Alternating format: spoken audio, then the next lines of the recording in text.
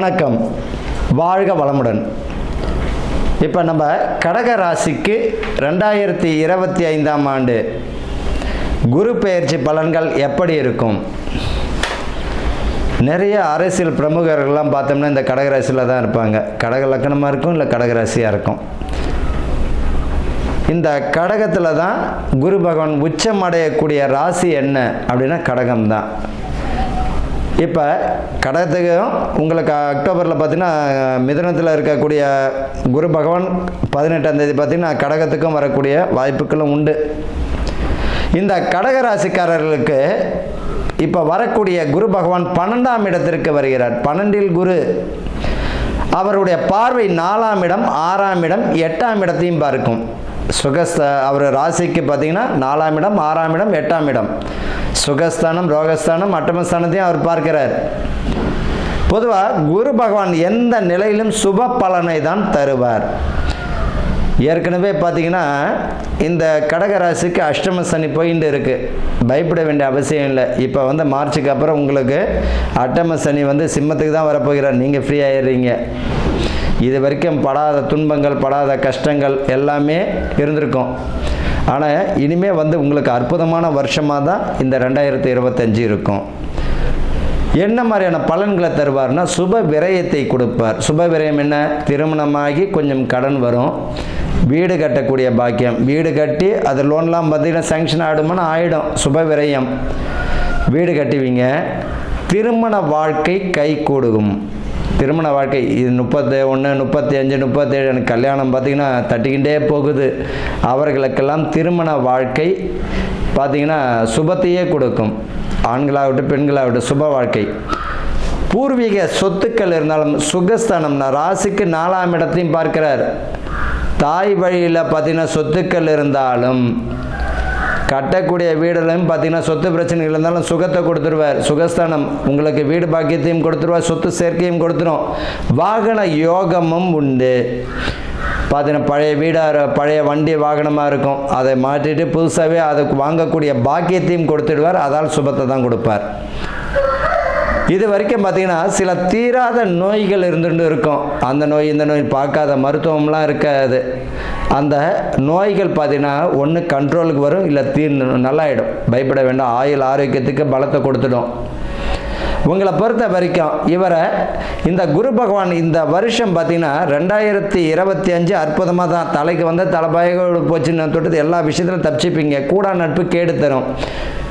தேவையில்லாத நட்பு வட்டாரமாக இருந்தால் அவாய்ட் பண்ணிக்கோங்க. தேவையில்லாத பழக்க வழக்கம் இருந்தனா நிறுத்திக்கோங்க.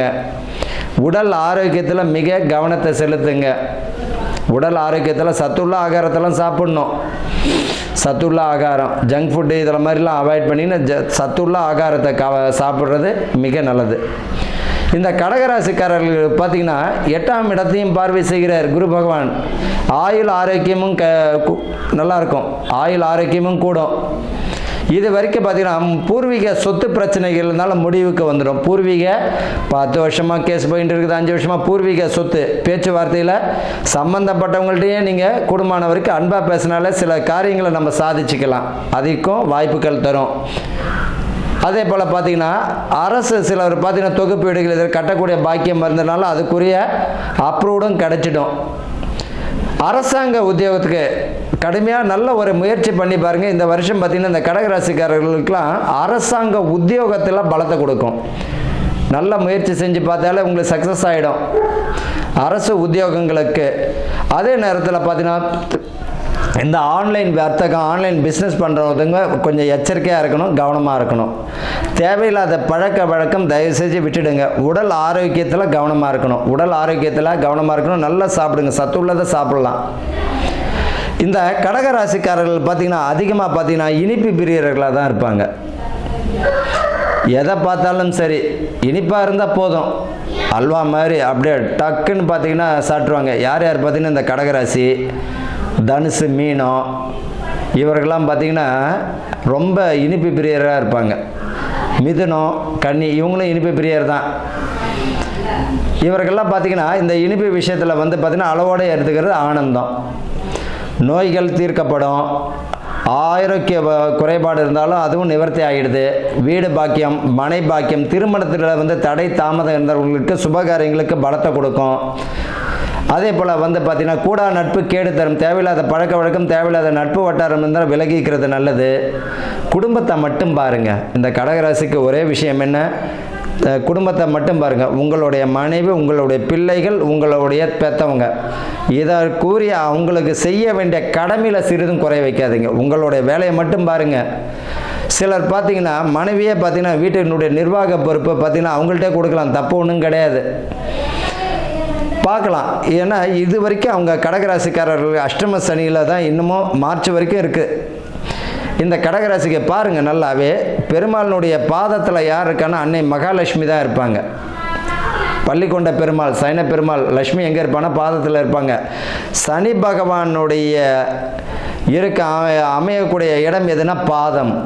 அப்போ என்னது, பாதத்தை பலப்படுத்தும் பொழுது ஆட்டோமேட்டிக்காகவே அவங்களுக்கு சக்ஸஸ் ஆகிடுது. பள்ளி கொண்ட பெருமாள் மகாலட்சுமி எங்கே இருக்காங்க, பாதத்தாண்ட இருப்பாங்க, பார்த்துருப்பீங்க. கடக ராசிக்காரர்கள் ஒன்றும் தப்பே ஒன்றும் கிடையாது, சரண்டர் ஆகலாம். மனைவினுடைய அட்வைஸ் வந்து நல்லா இருக்கா, அதால் உயர்வறினா பாதத்தை பிடிக்கலாம், தப்பு ஒன்றும் கிடையாது. நம்ம சர்ச்சைக்கெலாம் போக தேவையில்லை.